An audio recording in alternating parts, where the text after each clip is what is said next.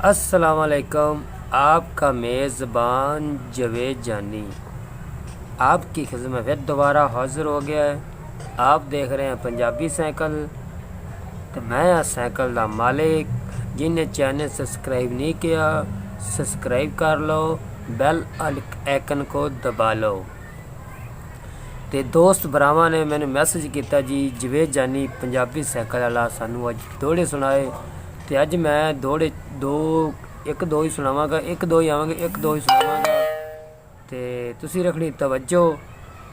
तो मैं हुण दौड़ा शुरू करन लगा। आंदा है हत्थी लाइए बाग मुहब्बतां दे, मेरा सज्जन उजाड़ ना छड़िए। होवे फोटू जेब च दुश्मनां दा, परां खो के पाड़ ना छड़िए। होवे फोटू जेब च दुश्मनां दा, परां खो के पाड़ ना छड़िए।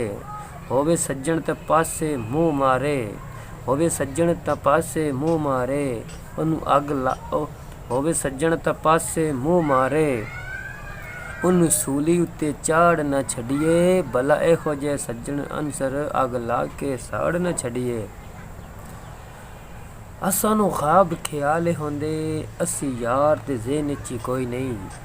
की भार बनाइए हाकम, असी तोल दे मेण च कोई नहीं। ते ओ दिल मंगे भावें जिंद मंगे, इनकार तां देण च कोई नहीं। सारे जग नू कोल भाई बैठा है, असी यार दी गेण च कोई नहीं। आंदा छलियां दी पा जोड़ी, नित नित लड़दा है, बिल्ली रस्म ही बना छोड़ी। आंदा टांडे साड़े कर, झोली विच सिर रख के, अब बिल्ली कूड़ ना मारे कर।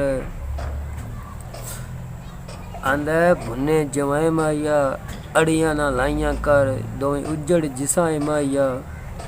ते आपका मेज़बान जवेद जानी आपकी खिदमत दो दौड़े तो माइये पेश किए ने। ते दोस्त भरा मेरे नाराज़ हो रहा सी, दोस्त भरा मेरे नाराज़ हो रहा सी। ते उन्हां दी मैं फरमाइश ते ये दो दौड़े ते दो माइये कहन। ते नाराज़ ना होया करो। जो जवेद जानी पंजाबी साइकिल नूं आखोगे वो तुहानूं कुछ मिलेगा। ते साडे तुसीं नाल रहा करो, वीडियो नूं सबसक्राइब ना कीता करो, वीडियो नूं पूरा वाच कीता करो, तुहानूं पता लगेगा पंजाबी साइकिल तो की मिल रहा है। तो फिलहाल सानू दिओ इजाज़त। अल्लाह हाफ़िज़। कल मिलांगे। तो बैल आइकन को दबाना नहीं भूलना। जो लाल दा रेड कलर का बटन है उन्होंने भी तुसी दबा लिया करो, होंदा फर्क कुछ नहीं पैंदा।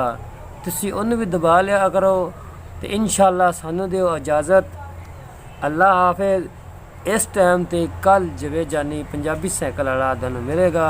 अस्सलाम।